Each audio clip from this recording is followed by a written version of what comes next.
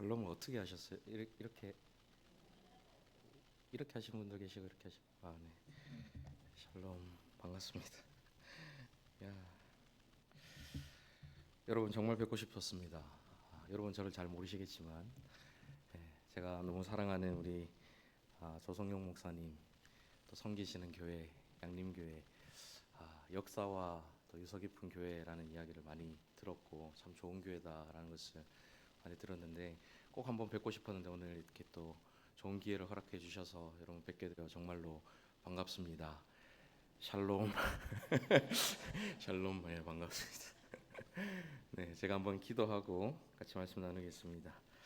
자비로우신 아버지 하나님, 영원 전부터 저희를 택하여 주셔서 하나님의 자녀 삼아 주시고 또 이 저녁에도 하나님 앞에 나와서 주님의 이름을 찬양하며 또 말씀을 함께 나누며 주님을 예배할 수 있는 믿음을 저에게 더하여 주심에 감사를 드립니다. 이 시간에 하나님께서 주시는 그 말씀 함께 나눌 때에 하나님 친히 말씀하여 주시고 부족한 종의 연약함과 완악함과 부족함은 십자가 뒤에 가려주시고 온전히 하나님의 복음의 그 찬란한 영광만이 드러날 수 있도록 인도하여 주시옵소서. 살아계신 예수 그리스도의 이름으로 기도하옵나이다. 아멘. 세상에는 수많은 종교들이 있습니다. 사람들이 만들어낸 갖가지 종교들이 수백 가지나 된다라고 하니까요. 참 놀라운 일이지요. 이를 통해서 우리는 인간이 본질적으로 종교적인 존재다라는 것을 알 수가 있습니다. 프랑스 천재 수학자이자 철학자 이 파스칼이라는 사람 그의 책 팡세에서 인간의 마음속에 커다란 구멍이 있는데 이 구멍은 어떤 피조물로도 채울 수가 없고 오직 신에 의해서만 채울 수 있다라고 이야기를 했습니다.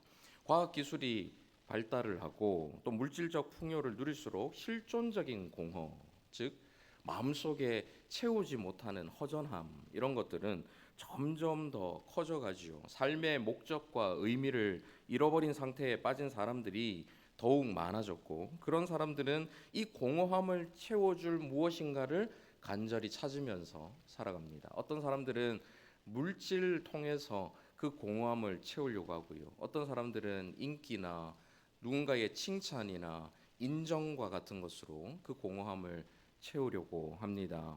어떤 이들은 쾌락에 빠져들기도 하지요. 하지만 파스칼이 얘기한 것처럼 그런 것들로 이 커다란 마음의 구멍을 채울 수가 없습니다. 그러다 보니까 결국 종교를 찾게 되는 것이죠.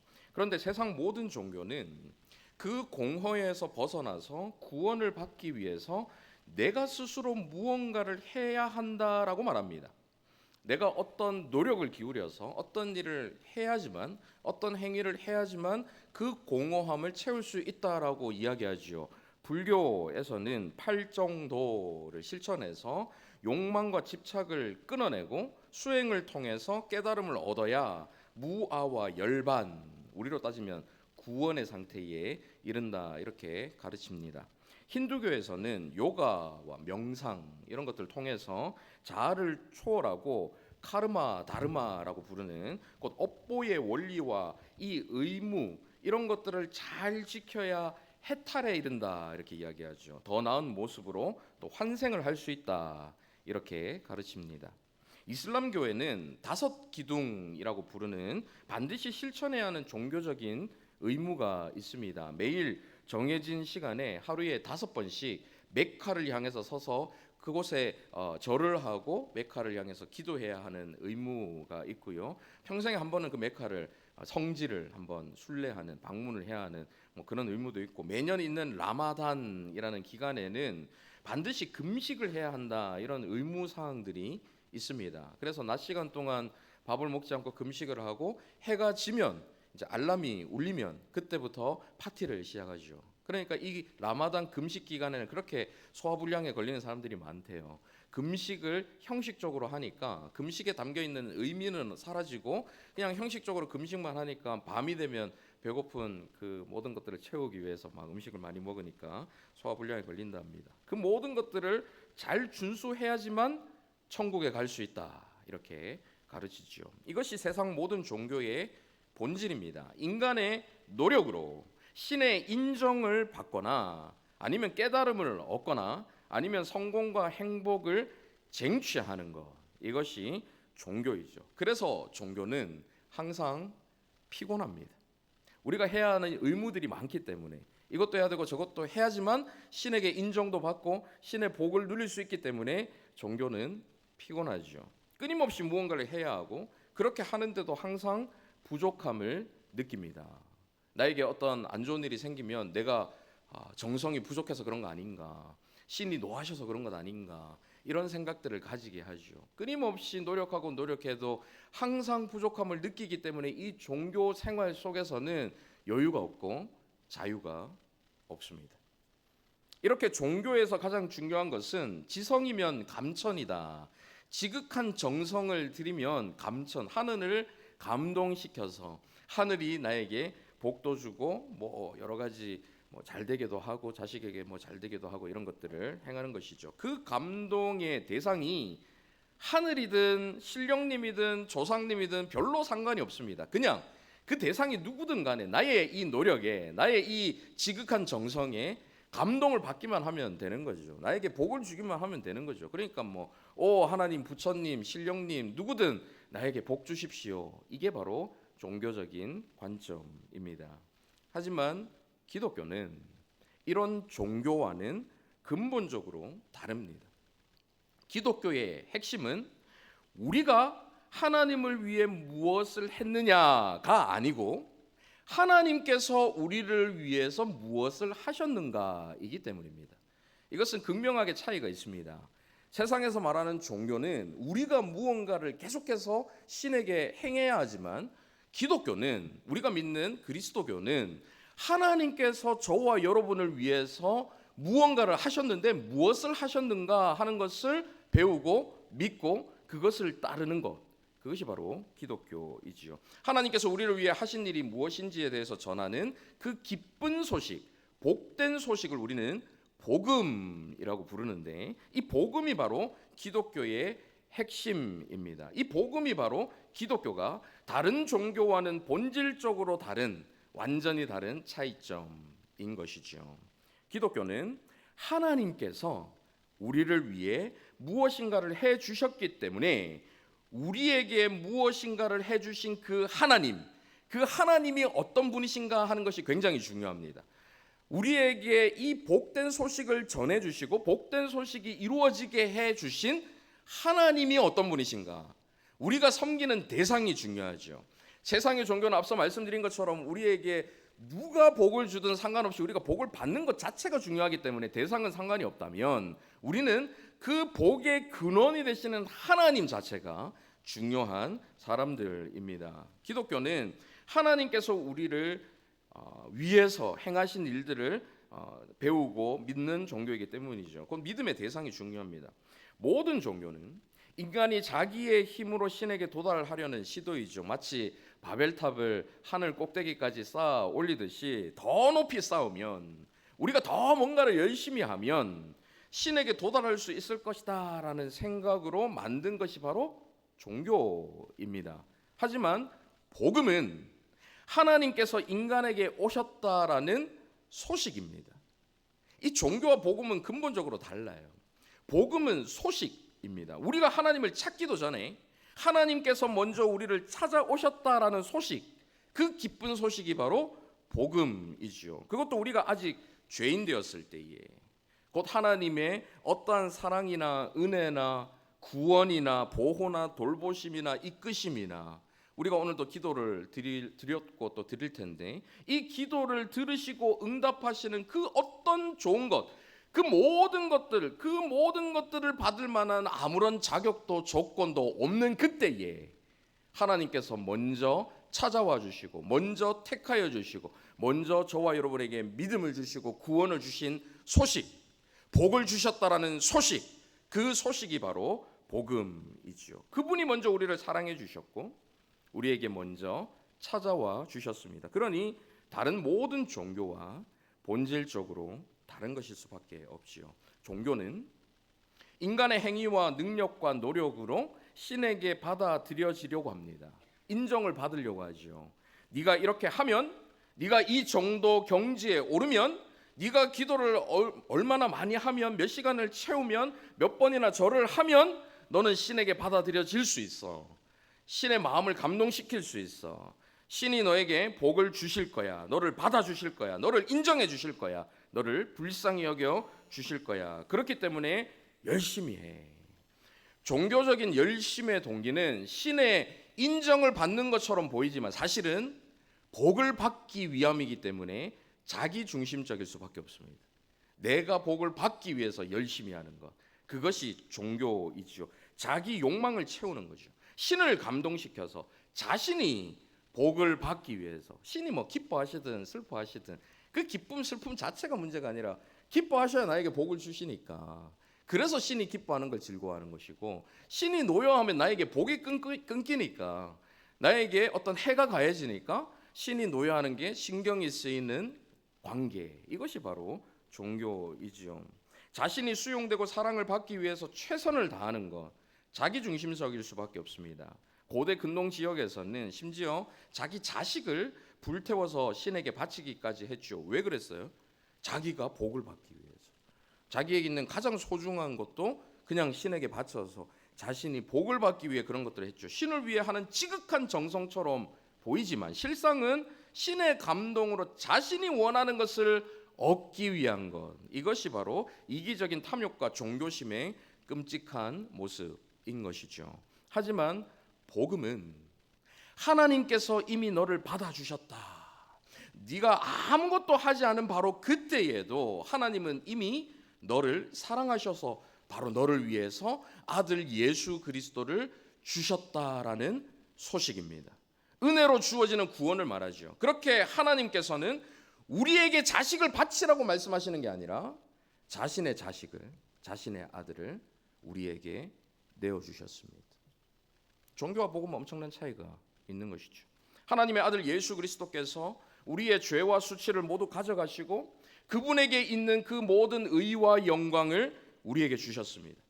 우리의 죄는 너무나도 심각해서 하나님의 아들이 죽으셔야 했지만은 동시에 우리를 향한 하나님의 사랑이 너무나도 크셔서 그분의 아들을 기꺼이 저와 여러분에게 내어 주신 것이죠. 우리가 한 일, 우리가 할 수 있는 일은 아무것도 없었습니다. 오직 믿음으로 이 사실을 받아들이는 것뿐이죠. 종교는 두려움으로 사람을 계속해서 움직입니다. 신의 노여움을 풀기 위해서 벌벌 떨면서 종교적인 의식을 행하지요. 신이 노엽게 하지 않기 위해서 이 자리에 모이고, 신이 뭔가 복을 내려주시기 위해서는 그분을 기쁘시게 해야 되니까 모여가지고 뭔가 행위를 하는 것, 이게 바로 종교이죠. 나에게 해가 가해지지 않도록 하기 위해 눈치를 보며 신을 기쁘시게 해드리는 것입니다. 하지만 복음은 이미 예수 그리스도라는 가장 좋은 것, 이 세상에서 우리가 얻을 수 있는 것 중에 가장 좋은 하나님의 아드님이신 그 예수 그리스도를 우리에게 먼저 주시는 것으로 시작을 하기 때문에 두려움이 아니라 감사와 기쁨으로 하나님께 예배하는 것입니다. 감사와 기쁨으로 자발적으로 기도하고 찬양하고 하나님을 섬기는 것이죠. 여러분, 이제 종교와 이 복음의 차이를 아시겠습니까? 네. 여기서 저와 여러분 앞에 놓여 있는 아주 심각한 문제가 있습니다. 많은 그리스도인들이 이 복음의 본질을 잃어버린 채 종교적인 의무와 규칙들을 수행하는 데에 몰두한다라는 사실입니다. 예배를 드리면서도 마음은 텅 비어 있고, 기도를 하면서도 형식적인 말만 반복을 하고, 봉사를 하면서도 기쁨 대신 피로감만 쌓여갑니다. 이것은 단순히 개인의 문제만이 아닙니다. 우리 한국 교회 전반적으로 만연하게 퍼져 있는 문제다라고 할 수가 있지요. 주위를 보면 많은 교회들, 많은 성도님들 있습니다. 하지만 교회 안에서 정작 복음의 능력을 경험하는 이들은 점점 줄어들고 있다라는 것이죠. 주일이면 수많은 사람들이 교회당 건물을 가득 메우고 있지만 그들의 일상은 세상 사람들과 크게 다르지 않다라는 것입니다. 여러분은 어떠십니까? 지난 한 주를 돌아보십시오. 여러분의 신앙생활이 금요일날 오늘 이 비도 오고 사실은 여러분 속에서 좀 고민을 하셨으리라 생각을 하는데, 가야 되나 말아야 되나, 이렇게 나오시는 이런 기도에 나오시는 이런 동기들이 어떤 동기를 가지고 이곳에 나오셨습니까? 여러분의 신앙생활이 기쁨과 감사가 넘치는 것이었습니까? 아니면 의무감과 부담으로 가득한 것이었습니까? 여러분 표정을 제가 앞에서 뵈니까 전부 다 기쁨과 감사로 아마 자발적으로 나오신 것 같아요. 네, 고개도 이렇게 해주시고, 우리 양림교회 성도님들은 뭐 종교적으로 나오시는 게 아니라 복음의 감격을 이 자리에 나와 계신 거라고 생각을 하는데, 네, 우리가 하나님을 섬긴다라고 하면서 주일 아침에 눈을 뜰 때에 하나님과의 만남을 기대하는 설렘보다는 또 하나의 해야 할 종교적인 의무들이 기다리고 있다라는 부담감이 있다면, 우리는 복음의 감격으로 신앙생활을 하는 것이 아니고 종교적인 의무로 신앙생활을 하는 것이죠. 여러분의 섬김이 기쁨에서 비롯된 것입니까? 아니면 책임감과 의무감만 남은 힘든 희생인 것입니까?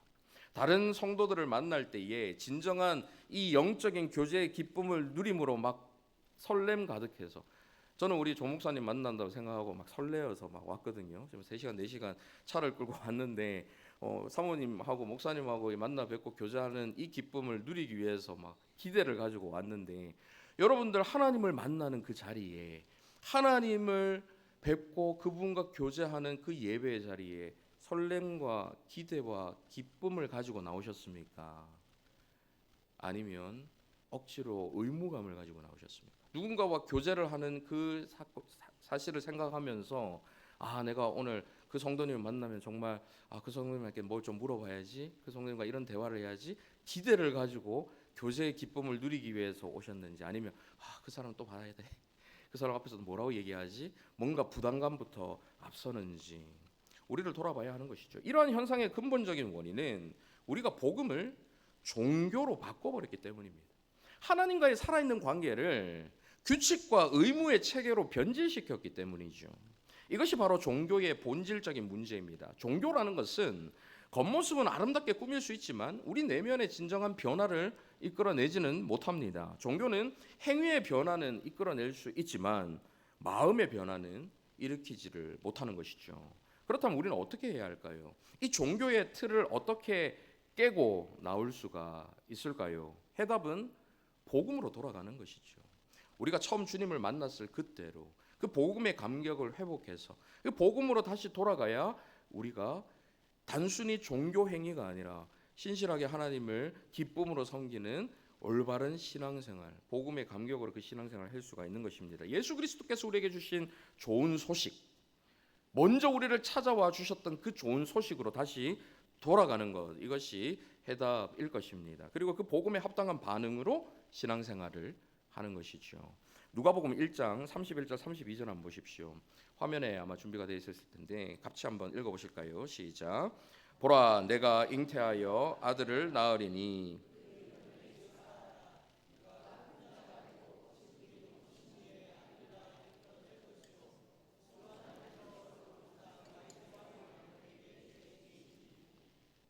천사가 찾아와서 마리아에게 이야기합니다. 보라, 네가 잉태하여 아들을 낳으리니, 이 소식은 마리아에게 너가 어떤 종교적인 행위를 해야 해? 너가 지금 기도를 열심히 쌓아야 돼?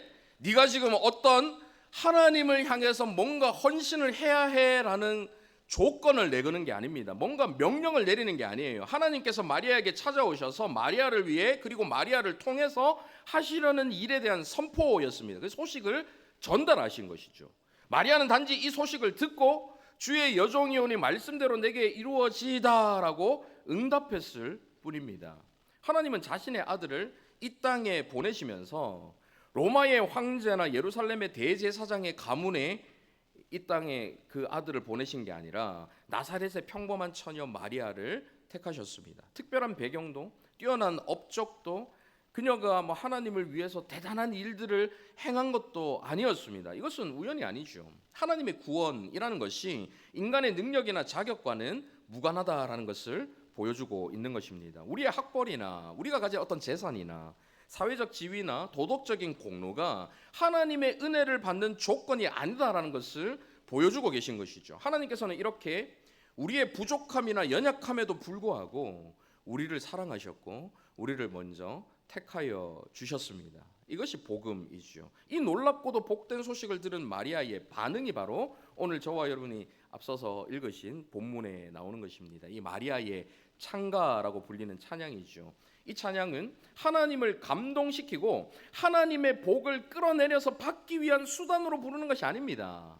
내가 이렇게 찬양을 하니까 하나님께서 이렇게 복을 주실 거야, 그런 기대를 가지고 하는 것이 아니라 이미 하나님의 복을 받아서 이미 받은 그 복에 대한 기쁨과 감격과 감사를 표현하는 것이죠. 바로 저와 여러분이 복음 앞에서 보여야 할 합당한 반응의 모범이다라고 할 수가 있는 것입니다. 본문 46절 먼저 한번 보십시오. 마리아가 이르되 내 영혼이 주를 찬양하며. 여기서 우리는 진정한 찬양의 본질을 발견할 수가 있지요. 찬양은 단순히 아름다운 노래를 부르거나 종교적인 의무감에서 나오는 게 아니라 영혼 깊은 곳에서 우러나오는 하나님을 향한 감사와 기쁨의 표현인 것입니다. 이어서 47절 48절 한번 보십시오. 내 마음이 하나님 내 구주를 기뻐하였음은 그의 여종의 비천함을 돌보셨음이라. 보라 이제 후로는 만세의 날을 복이 있다 일컬으리로다. 여기서 우리가 먼저 주목해야 할 것은 마리아가 하나님을 내 구주라고 불렀다라는 것입니다. 이는 그녀가 자신도 구원이 필요한 죄인이다라는 사실을 인정했다라는 것을 알 수가 있죠. 우리가 구원받기 위해서는 먼저 우리가 구원이 필요한 존재다라는 것을 인정해야만 합니다.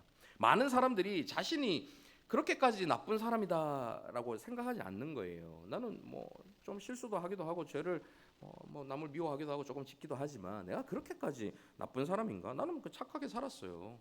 남에게 해를 끼치지 않았어요.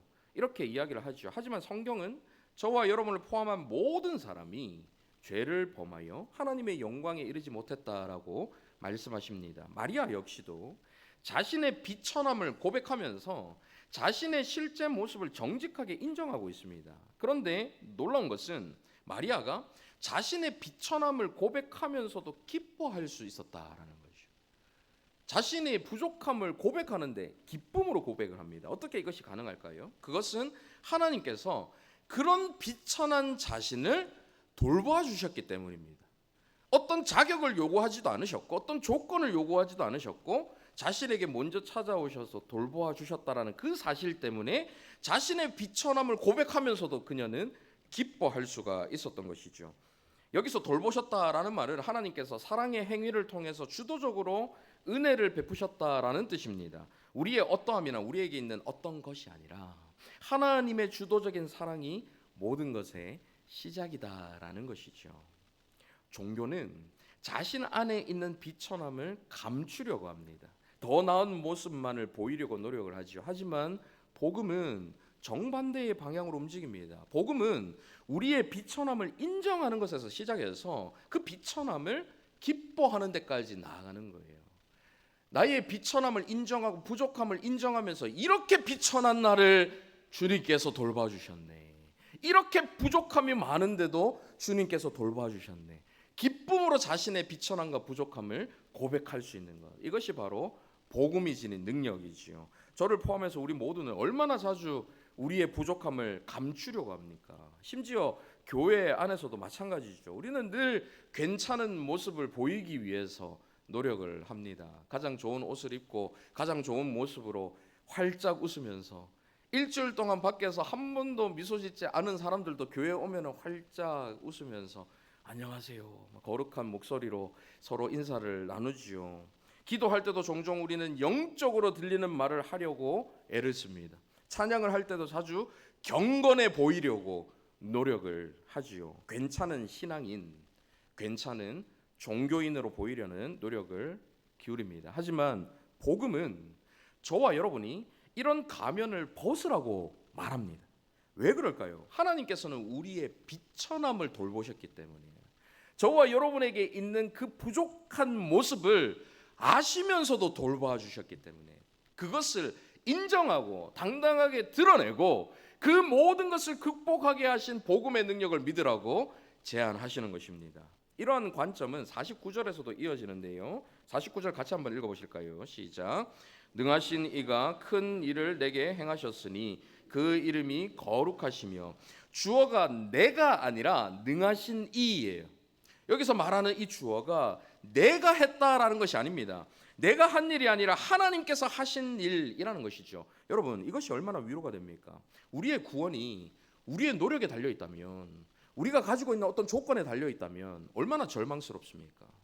하루에도 12번씩 바뀌는 게 우리의 마음인데 우리의 구원이 우리의 신실함에 달려 있다면 오늘 이 자리에 안 계신 분들은 다 구원에서 떨어져 나가시는 것이죠. 여러분 회심의 미소를 지금 짓고 계신데 여러분의 형제 자매님들이 구원에서 벗어나게 되는 거예요. 이건 아니잖아요. 복음이라는 건 그런 게 아닙니다. 우리의 노력에 달려 있는 것이 아니라 전적인 하나님의 은혜로 저와 여러분이 구원을 받는 것이죠.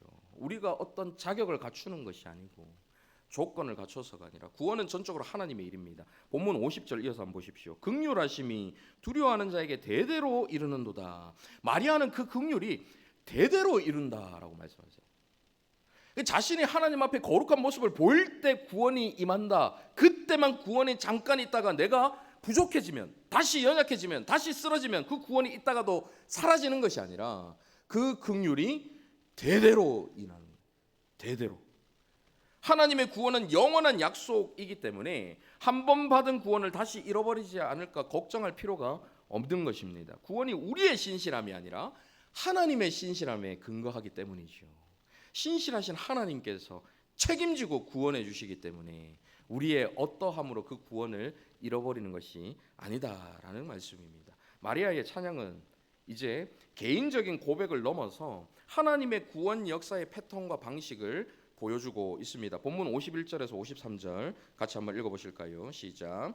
그의 팔로 힘을 보이사 마음의 생각이 교만한 자들을 흩으셨고 권세 있는 자를 그 위에서 내리치셨으며 비천한 자를 높이셨고 줄이는 자를 좋은 것으로. 하나님은 자신의 의를 내세우는 교만한 자가 아니라 자신의 죄와 연약함, 자신의 비천함을 있는 그대로 인정하고 드러내는 그 사람, 하나님을 의지하는 겸손한 자에게 은혜를 베푸십니다. 이것이 바로 복음의 역설이죠. 세상은 더 강해져라, 더 높이 올라가라, 더 열심을 쌓아라, 더 행위를 열심히 해서 사람들에게 본이 되어라, 성공해라 말하지만 하나님의 나라는 정반대의 원리로 움직입니다. 자신을 높이는 자는 낮아지고 자신을 낮추는 자는 높아지는 것이죠. 예수 그리스도께서 그 높은 하늘 영광을 버리시고 낮춰지셨을 때 하나님께서 그를 높여주셨습니다. 저와 여러분이 자신을 하나님 앞에 낮출 때에, 겸손히 엎드릴 때에 하나님께서는 저와 여러분을 하나님의 자녀로 높여주시는 것이죠.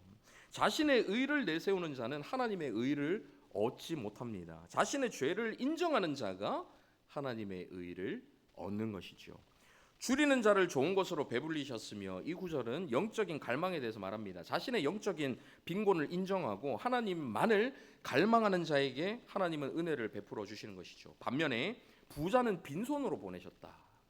자신의 영적인 부요함을 자랑하는 자들에게 경고를 하시는 것입니다. 이 저녁 주님 앞에 나오신 여러분들은 이 영적인 빈곤함, 줄임을 가지고 주님의 은혜를 갈망하며 그 은혜를 풍성하게 누리실 수 있기를 바랍니다. 이어서 본문 54, 55절 같이 한번 보시면 좋겠는데요. 같이 한번 읽어보실까요? 시작. 그 종 이스라엘을 도우사 긍휼히 여기시고 기억하시되 우리 조상에게 말씀하신 것과 같이 아브라함과 그 자손에게 영원히 하시리로다 하니라. 여기서 마리아는 자신의 잉태가 그냥 단순히 한 아기를 낳는 것을 넘어서서 개인적 사건이 아니다라는 것을 보여주고 있어요. 이는 하나님께서 아브라함에게 이미 하신 그 민족적인 약속, 그 민족에게 주신 그 약속, 그 약속의 성취라는 것입니다. 하나님께서는 아브라함을 부르시고 그의 후손을 통해 모든 민족이 복을 받을 거다라고 말씀해 주셨죠. 약속해 주셨습니다. 그리고 수천 년이 지난 후에 그 모든 약속이 한 평범한 처녀의 태중에서 이루어지기 시작한 것이죠. 하나님은 결코 자신의 약속을 잊지 않으시고 때로는 더디 보일지라도 반드시 그 약속을 지키시는 신실하신 분이시기 때문에 하나님께서 약속하신 그 약속을 지금 이루어주고 계신 것입니다. 더 놀라운 것은 마리아가 이 찬양을 부를 때는 아직 아무것도 일어난 게 없어요. 이루어진 게 없었습니다. 예수님은 아직 태어나지도 않으셨고요. 구유에 누이실 일도 아직 없었습니다. 제자들을 부르실 일도 없었고 십자가에 달리실 일도 부활하실 일도 먼 미래의 일이었죠. 마리아가 지금 눈앞에 펼쳐져 있는 환경은, 바라보는 것은, 눈앞에 세상은 여전히 로마의 압제 아래 있었습니다. 가난한 자들은 여전히 가난했고, 병든 자들은 여전히 고통받고 있었고, 죄인들은 여전히 멸시받고 있던 현실 속에서, 불의한 자는 여전히 득세하고 있었던 그 상황 속에서, 그런데도 마리아는 마치 모든 것이 이미 이루어진 것처럼 찬양을 하고 있는 것이죠. 어떻게 그게 가능했을까요? 그녀는 하나님의 약속을 신뢰했기 때문입니다. 하나님께서 지금 하나님께서 하신 그 약속을 나를 통해서 이루고 계시는구나 하는 것을 바라보고 있었기 때문이죠. 이것이 바로 믿음입니다. 히브리서 11장에서 말씀하시는 바라는 것들의 실상이고 보이지 않는 것들의 증거인 이 믿음을 마리아가 소유하고 있었던 것이죠. 우리 중 누군가는 나는 마리아처럼 믿음이 좋지 않기 때문에 확신에 찬 찬양을 할 수가 없어. 내 눈앞에 있는 현실이 나에게 찬양을 하지 못하게 만들어. 이런 상황에서 무슨 감사가, 무슨 기쁨이, 무슨 찬양이 나올 수 있겠어. 이렇게 생각하실지도 몰라요. 하지만 사랑하는 성도 여러분, 우리는 마리아보다 더 큰 이유로 찬양할 수 있습니다. 마리아는 하나님의 약속만 보고 찬양했어요. 아직 이루어지지 않은 현실 속에서 그 약속만 믿음으로 바라보며 찬양을 했다면 우리는 그 약속이 역사 가운데 이미 이루어진 것을 보았습니다.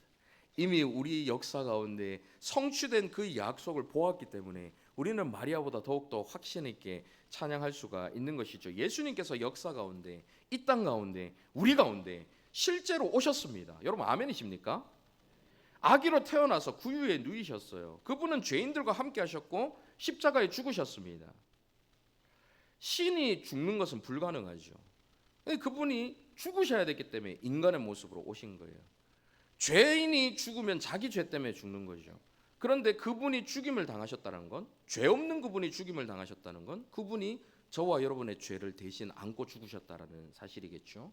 예수님께서 이 땅에서 역사 가운데 존재하셨고 십자가에서 죽으셨다면, 하나님의 거룩하신 아들이 십자가에서 죽임을 당하는 그 상태에 놓이셨다면 그분이 저와 여러분의 죄를 안고 죽으셨다는 것을 우리가 믿을 수가 있는 것입니다. 그러니 저와 여러분은 마리아보다 더욱 확신할 수 있죠. 지금도 살아계신 주님께서 우리와 함께 하셔서 우리의 구원을 완성시켜 주실 것을 믿을 수 있게 되는 것입니다. 그 구원의 기쁨과 감격으로 상황을 뛰어넘는 찬양이 저와 여러분 가운데 있기를 간절히 바랍니다.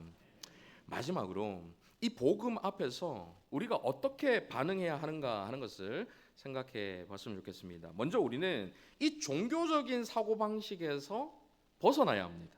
많은 그리스도인들이 여전히 종교적으로 살아갑니다. 내가 얼마나 열심히 신앙생활을 했는가, 내가 하루에 몇 시간씩 기도를 하는가, 내가 성경을 몇 독을 했는가, 내가 얼마나 많은 봉사를 하는가, 내가 얼마나 많은 헌금을 드리는가, 이런 것들로 하나님께 인정을 받으려고 하죠.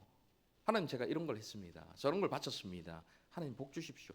복 주십시오라는 것은 거기까지는 못 나간다 하더라도 하나님께 인정받으려고 하는 것들이 저희들은 많습니다. 하나님의 사랑과 은혜를 우리의 행위와 연결시키는 거죠.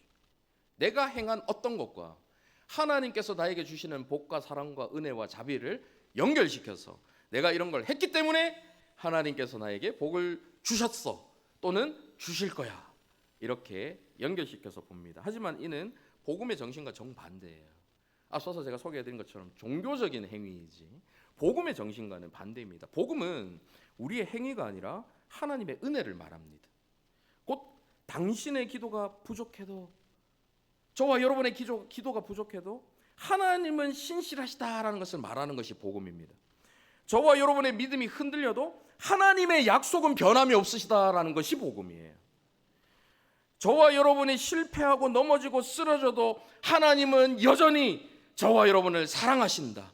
그 사랑은 영원하다는 것이 복음이고, 우리의 믿음이 흔들린다 할지라도 하나님의 약속은 변함없으시기 때문에 하나님께서 우리에게 베풀어 주신 구원이 영원히 지속될 수 있다는 것이 바로 복음입니다. 그러니 복음 안에서 더 이상 완벽해야 한다라는 부담에서 자유하라고, 늘 뭔가를 증명해야 한다라는 압박에서 자유하라고, 다른 사람과 비교해서 더 우위에 있어야 한다라는 강박에서 내가 직분이 이런 것이 있으니까 나는 이렇게 보여야 하고, 내가 누군가보다는 신앙생활을 더 오래 했으니까, 우리 양림교회 등록한 게 내가 훨씬 더 오래니까 내가 이 정도는 보여야 하고, 이런 부담과 압박에서 자유하라고 말하는 게 복음인 이러한 복음 안에서 신앙생활을 하면 우리의 모든 신앙생활이 해야 하니까 억지로 하는 것이 아니라 하고 싶어서 하는 것이 됩니다. 억지로 의무감에 어떤 신앙생활을 하다 보면 그것이 율법주의로 빠지게 되죠. 나만 잘하면 괜찮은데 그것을 하지 않는 누군가는 정죄의 대상이 되어버리는 거예요. 내가 지금 이 자리에 나왔는데 보자 누가 안 왔나, 오늘 금요일 비 온다고 그 김집사 또 안 왔네, 이렇게 되면 이것이 이제 율법주의에 빠지는 것이죠. 반대로 복음이 우리를 자유하게 한다라는 이 말씀은 우리에게 방종하라는 게 아니에요. 게을러지라는 것이 아닙니다. 이 자유와 방종은 차이가 있죠. 하나님 앞에서 복음 안에서 우리가 이미 받아들여졌기 때문에 그것을 인식하고 그 받아들여진 그 자체로 기뻐하면서 신앙생활을 한다면 게을러지기 어렵습니다. 왜요? 너무 기쁘니까, 너무 감사하니까. 그것으로 돌아가자라는 것이죠. 이러한 복음 안에서 신앙생활을 하면 우리의 모든 신앙생활이 하고 싶어서 하는 것으로 바뀌고, 우리의 예배는 출석을 체크하는 의무가 아니라 은혜에 대한 감사의 표현이 되는 거죠. 설교는 도덕적 교훈이 아니라, 지루한 시간이 아니라 하나님을 알아가는 기쁨의 시간이 되는 거예요. 복음의 감격이 회복되었을 때 우리의 섬김은 인정을 받기 위한 수단이 아니라 하나님께 더 큰 복을 끌어내기 위한 방법이 아니라 구원의 감격을 나타내는 자발적인 헌신이 되는 것입니다. 다른 사람의 시선을 의식하는 외식이 아니라 특권이 되는 거죠. 내가 이미 그런 감격을 누렸기 때문에 나는 이런 자리에서 이런 섬김을 할 수 있어 하는 특권이 되는 것입니다. 피로와 부담이 아니라 보람과 즐거움을 가져다주는 원천이 되는 것이죠. 복음은 우리의 신앙생활 전반에서 이러한 기쁨을 회복시키고 그 기쁨으로, 그 원동력으로 일할 수 있게 만들어주는 거예요. 저와 여러분의 봉사를 한번 떠올려 보십시오. 힘듦만 남아있다면, 부담만 남아있다면, 억지로 하는 것만 남아있다면 저와 여러분의 이 봉사가 종교적인 행위로 빠져버릴 것 아닌가, 복음의 감격을 상실한 복음이 아닌 종교 생활이 아닌가 하는 것을 돌아보아야죠. 복음은 삶의 모든 영역을 변화시킵니다. 직장에서, 학교에서, 가정에서 우리는 더 이상 누군가로부터, 하나님으로부터 인정받기 위해 몸부림칠 필요가 없어요. 직장 생활에서 우리가 과로하는 이유가 무엇입니까? 내가 이렇게 열심히 해야 직장에서 인정을 받고 그 인정을 받아야 돈도 더 많이 벌고 더 풍요롭게 살 수 있는 건 아닌가? 물론 세상적인 논리로는 실제로 그런 원리로 돌아가지요. 하지만 그런 것이 아니어도 하나님은 이미 저와 여러분을 사랑하시고 저와 여러분의 인생을 책임져 주시는 분이에요. 우리가 뭔가를 더해야지만 하나님이 책임져 주시는 게 아니라 이미 그분에게 있는 가장 좋은 것을 저와 여러분에게 주셨기 때문에 저와 여러분의 인생은 이미 하나님 손에 달려 있습니다. 책임져 주시는 인생이에요. 그것을 믿고 나아가면 누군가에게 인정받기 위해서 과로하는 일이 사라지는 것이죠. 누군가에게 사랑받기 위해서 좋은 모습으로만 꾸미는 일이 사라지는 거예요. 왜냐하면 우리는 이미 하나님께 온전히 인정받고 사랑받은 존재이기 때문입니다. 어려운 고난이 닥쳐도 하나님께서 나를 벌하시나 보다, 내가 저번에 금요기도에 빠져서 그러시나 보다, 신앙생활을 제대로 못해서 이런 일이 일어나나 보다, 이런 생각하는 것이 아니라 이런 상황 속에서도 하나님은 여전히 나를 사랑하셔, 이 확신이 있는 거예요. 얼마나 자유로워지겠습니까? 얼마나 여유로워지겠습니까? 이 모든 것을 통해서 그분의 선한 목적을 이루실 것이라는 확신이 있기 때문이죠. 자식이 공부도 잘하고 다른 사람들한테 인정도 받고 칭찬도 받고 성실하면 좋겠죠. 하지만 진짜 자식을 사랑하는 부모는 자식이 그렇지 않더라도 이렇게 이야기하는 거예요. 네가 비록 공부도 못하고 인정도 못 받고 사람들에게 손가락질 당하는 그런 일을 범한다 할지라도 그때 너는 기억해라. 너는 더욱 내 아들이야. 더욱 내 딸이야. 네가 내 자식이라는 이 사실은 변함이 없어. 네가 어떤 모습을 하든 간에 나는 네가 내 아들이기 때문에 너를 사랑해. 더 당당하게 어깨 펴고 더 당당하게 다시 일어나서 다시 한번 도전해봐. 아빠가 응원할게. 엄마가 응원할게. 이게 진짜 부모잖아요. 하나님은 저와 여러분에게 저와 여러분의 부족한 모습 때문에 너 왜 그것도 못하냐, 너 그 정도도 왜 못하는 사람이냐 지적하는 것이 아니라 그런 너도 내가 받아들여줬어. 그런 너도 내가 사랑한다 말씀하시는 하나님이십니다. 그러니 여러분 더 이상 종교적으로 살지 마시기 바랍니다. 우리의 행위로 의롭게 되려 하지 말고 대신 복음의 은혜를 깊이 묵상하고 그 은혜에 감격하며 그 은혜를 찬양하며 살아가는 저와 여러분 다 되시기를 바랍니다. 이제 말씀 맺겠습니다. 주 안에서 한 형제 자매인 우리 사랑하는 광주 양림교회 성도 여러분, 종교의 길은 끊임없이 자기를 증명해야 하고 실패할 때마다 좌절해야 하고 늘 불안한 마음으로 살아가는 길입니다. 하지만 복음의 길은 이미 받은 사랑을 누리는 길이에요.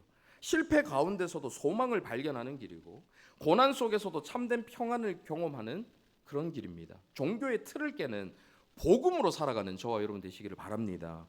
복음으로 관점과 생각이 바뀌고 복음으로 신앙생활이 바뀌고 복음으로 삶의 전부가 변화되는, 그래서 우리의 열심의 동기가 나 자신 자기중심적인 것이 아니라 하나님의 은혜를 묵상하며 그 은혜의 감격과 감사로 기쁨으로 자발적으로 하는 신앙생활이 되는 저와 양림교회 모든 성도님들 다 되시기를 간절히 바랍니다. 아멘. 말씀을 생각하면서 앞서 고백했던 우리 찬양, 주님을 예배하는 것이라는 찬양 함께 고백하길 바랍니다.